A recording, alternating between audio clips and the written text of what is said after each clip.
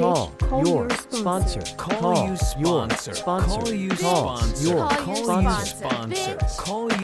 Bitch, call your sponsor. Call your Welcome sponsor. back Call to your Bitch Call Your Sponsor. Call your sponsor. Hi, Misty.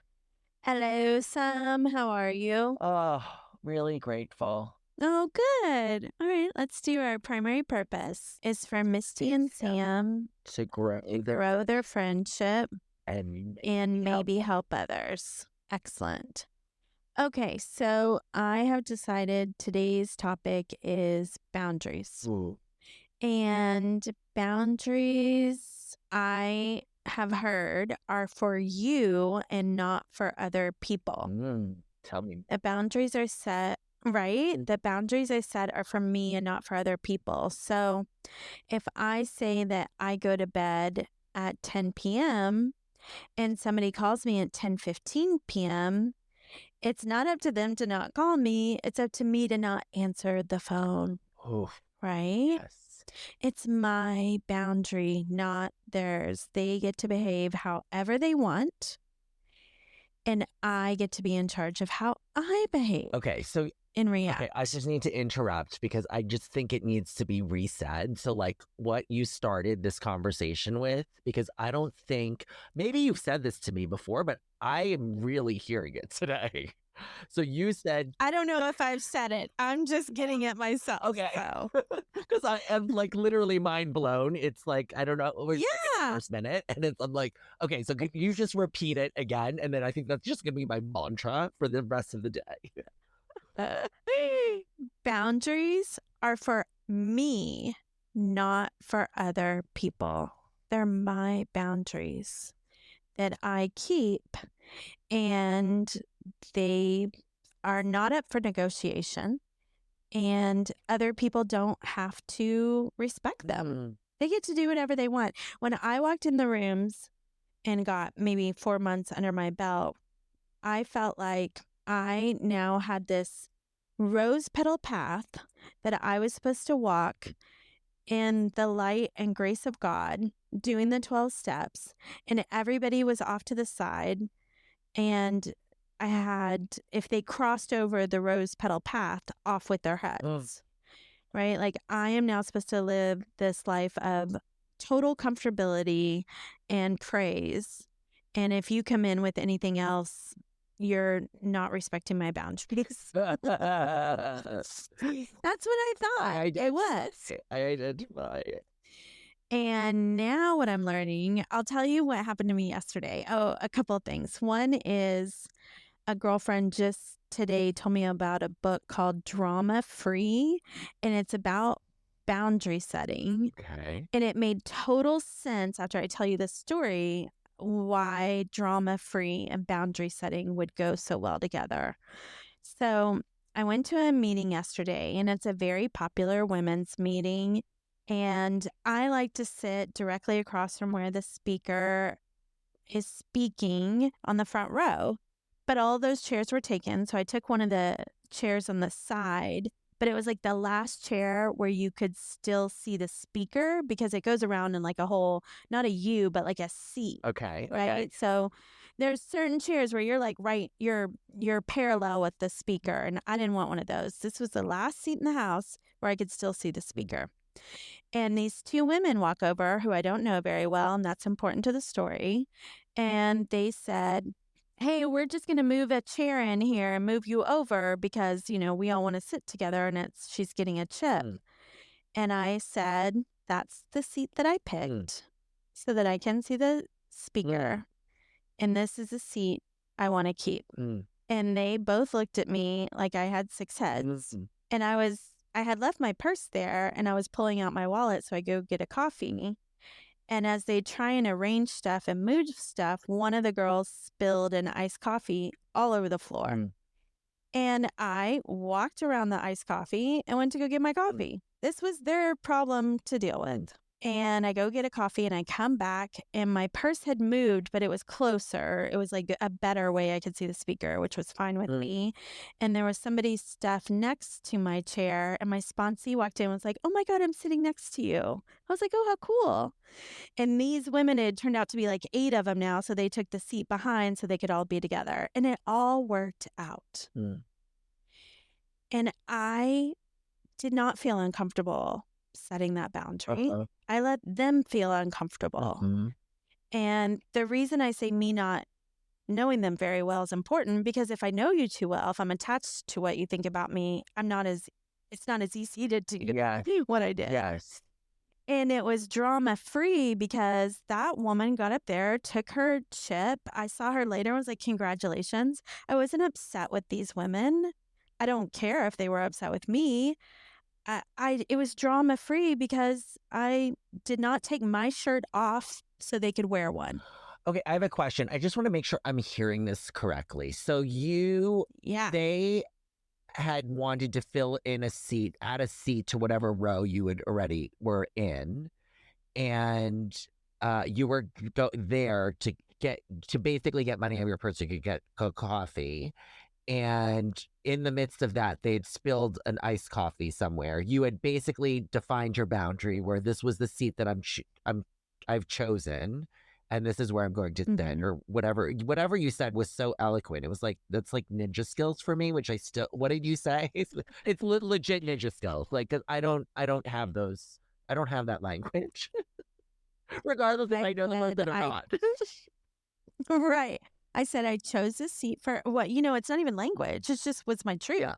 I looked in my gut and said, "Hey, gut, what do you want to do here?" And my gut said, "Hey, we chose this seat for a reason so we could see the speaker. This is not your problem." Right. And that's what I said. "Hey, I chose this seat for a reason and I would like to keep this seat." See, that's ninja to me. Okay, got it. And then you left the scene, and then you returned to the scene, and then they had moved your bag. Yes, but it was in a better place. They knew what my intention was. My intention was to see the speaker better. So when they did do their rearranging, I was in a better place to see the speaker. Okay. So that was okay with me. Okay. But the way it worked out with me just walking away and not inserting myself, not solving it for them, not apologizing, none of that. Not getting down on the floor and cleaning up the coffee that they spilled, which they sponsor way too many people who would have not only moved over, been upset about it, then when the coffee spilled, gone and gotten paper towels, cleaned up their all of that stuff. No. Not the kid. That's not me. That's not my jam. Okay, so I've this is like really like enlightening because okay, so in my brain sometimes I get fixed, right? So if I even made it to that first iteration of, this is the seat I chose and blah blah blah, which you accurately communicated what was happening for you, which I think I get lost in that in being already incensed before being able to use my words. And then me never being satisfied. This has not specifically happened, but I can just envision myself returning back to the seat and noticing they had touched in my brain, it would be like they touched my stuff, And it's so amazing that you were like, oh, this is actually you still have the same viewpoint. It's one over, but it's actually closer, whatever that thing that right. And in my brain, I would have gotten caught with, they moved my stuff. I hear you, but this was my experience, is that when I'm not coming from ego, the ego didn't have anything to grab onto. So my ego was not incensed that these women I didn't know were asking me to move. Because guess what? I didn't know them. They don't know my style. They don't know who I am. So them asking me to move is just them thinking about themselves. They're not considering who I am. Great. My ego didn't have to get in there. And then when I stood up for myself and they wanted to look at me with 6 heads, like, how dare you be a woman and like not we are, it's her birthday. How dare you not move seats so we can all be together? And watching me go, that does not work for me. I didn't jump on that one either. Like, let them look at you. So my ego was not getting its usual chance to breathe, which is why when I walked back in and saw my purse moved, but it was in a better place, my ego was still like, they listened to you. Okay. And because of that, my sponsee got to sit next to me. It was like so much better. So I don't want to veer off this topic because this is so important. And I agree. my mind is It's a blown. small thing, but it shows. It's a really good analogy. So I love that we're digging in on it. Yeah. So really quick, it just dawned on me there was a day, one 24-hour period, maybe 48, that I actively chose not to use the word my bag, my car, my shirt, my, me, ego, right? Like my stuff. That's what I'm thinking. Like they touched my stuff, you know? Mm-hmm. So I'm like, wow. Okay, great. Okay, so did you have another example from yesterday? Because that was like enough. That was like that I'm gonna be chewing on. I'm going to play this back and have the transcript, and then share this. You know what I mean? Like this is legendary. This is like icon ninja. I felt pretty legendary. I did. I literally was afterwards like, oh my God, you're not going to believe what happened. Because it was an out-of-body experience where it was like something else took over and let me be in my hula hoop and not take care of their emotional issue, which was not my problem. Stay in my hula hoop. And it goes back to that other thing about a person is making a statement and it doesn't require me to do their emotional homework. So like this woman said that her kid was like, I'm out of ice cream. And the mom was like, that's just a statement. That doesn't mean I need to say I'm going to the store and getting ice cream. They just made a statement. I can't. I just can't. This is incredible. Right? Is so incredible because I'm still. I'm incredible. About the hula hoop, but I'm still thinking back to the seat situation because I would, other than them moving my bag, I would not look at them. It would still be off with their head in their mind. And what I'm getting from before you even got to this hula hoop visual that I'm still talking about is that you were free. Yes. You were totally free. Yes. They were not renting space. Yes. It wasn't like, F these bitches, Yes. move my shit, blah, blah, blah. You know, it's like, yes. You literally were not attached. You literally said your truth. You went about your business. And then now you're talking about some damn hula hoop. I'm like, whoa. And then now you're talking about some ice cream. And I'm like, what flavor was the ice cream? I was already thinking about what ice cream am I going to get, you know, like, well, and it's that idea that self-care doesn't look like we thought it did. Self-care looks like me being in my hula hoop and being responsible for that and being responsible for getting in touch with my higher power and being responsible for saying and advocating for myself and what I feel and what I want. And beyond that, that's everyone else. Bitch, call your sponsor. Okay, you know what I mean? Subscribe, 5 stars. This is my the most popular episode ever. I will like legit. I am. It's just wow. So what's coming to me in this moment is that self-care was to not feel, and it surfaced as saving. Same Okay, way. so. For me, I'm still back at the spilled iced coffee.